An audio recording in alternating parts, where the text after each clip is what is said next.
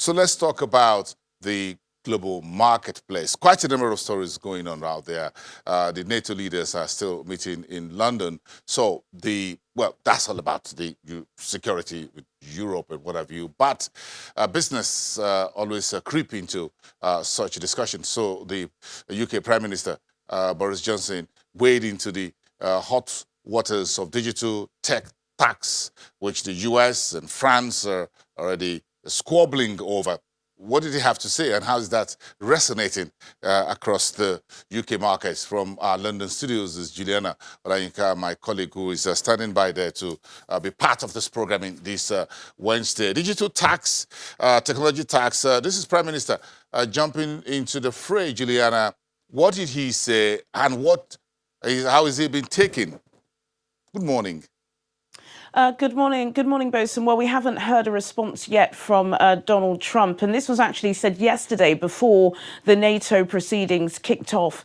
Boris Johnson, the Prime Minister, was campaigning in the southeast of England, and when asked about the digital sales tax, he said that's exactly what he backs, and this is not a new thing. The UK government, before Boris Johnson was Prime Minister, had been talking about putting some sort of charge on a lot of these digital companies. These companies are not just American companies, mind you. These are big online firms that are doing very, very well. And because of one or two legal loopholes, they're able to make a lot of money in the West and in particular regions and not pay enough money into the kitty. So this is something that the United Kingdom have been wanting to do for several years. And this is expected to add £500 million to the Treasury. But of course, the reason why it came into the furore is because of Donald Trump's, as you call it, squabble with the French President Emmanuel Macron. It isn't just about this tax. It goes back to, of course, the United States pulling out of that Paris CO2 agreement. And ever since then, they've been squabbling.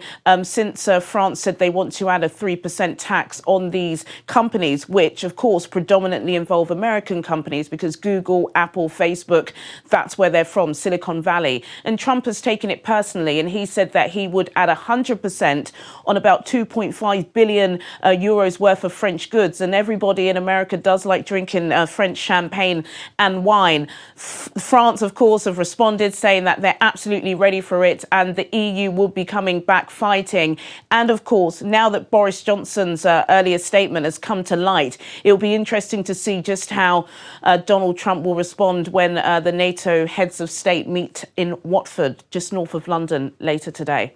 I'm sure President Trump is not going to miss the opportunity to respond to that. That is suspected. So let's talk a little bit about a few company news here. This is the story from the advertising giant Saatchi, saying there's a profit warning ahead. Why is this warning coming through? Is there anything biting Saatchi's earnings?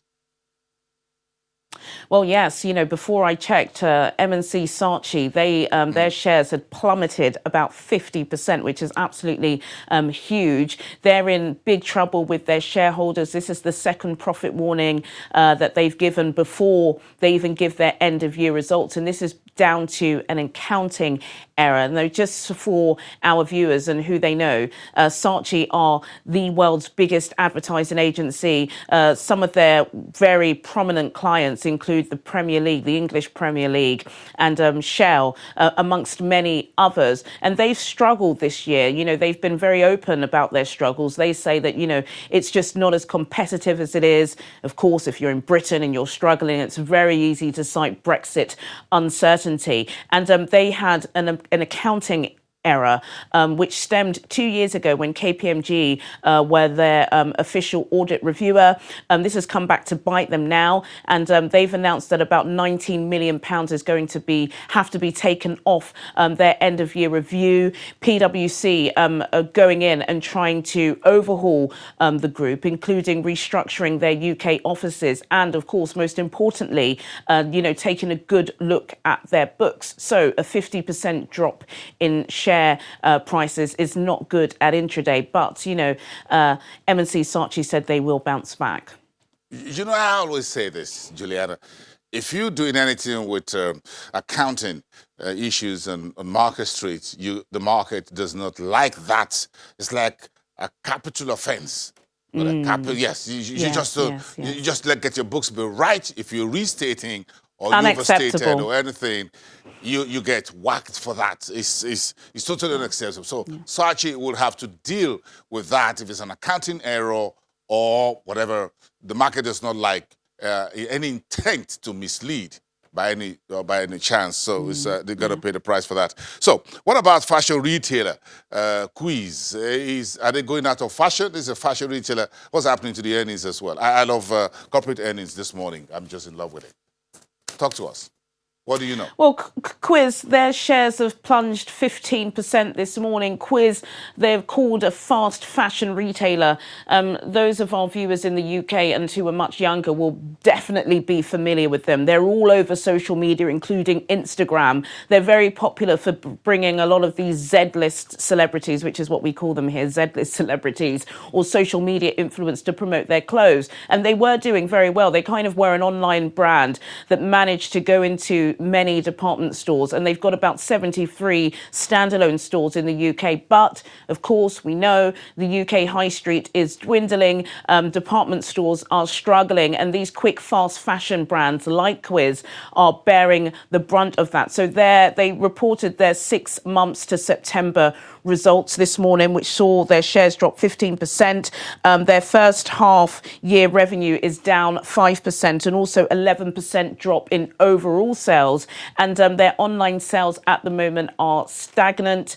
Of course, you know, they were really popular because they were selling lots of cheap clothes, which were the first type of retailers to compete with Primark. But consumers are just not spending as much as they used to. Before, you'd want to buy a new outfit every Saturday night. Now you're happy to recycle that. And a lot of these fast retailers are struggling, and Quiz obviously is one of them. You fashion folks in London must be having fun. At least you get the best bargain, whatever it is. You smiling. I know. The consumers is the better for it if it makes money. It's not cheap. It's not cheap, Bosun. It's not cheap. Okay, we're going to check into that. Somebody, they will look at the labels and see who has the highest price tag. And I'm going to ask you what you're wearing. Okay, let's leave that for another day. Enough of that. Thank you so much, Juliana. Have a great day, whatever you're wearing and all of that. Let's get into the business of our own marketplace. We'll cross over to our trading floor here at the Nigerian Stock Exchange to find out what Abiodun Kerekwe has to tell us about the consumer and industrial goods sector. The manufacturing data is out. It looks good. The credit from the banking sector to the manufacturing sector was a headline story over the last couple of days. So how does it all trickle down to those listed entities on the Nigerian Stock Exchange? After the break, 2 minutes.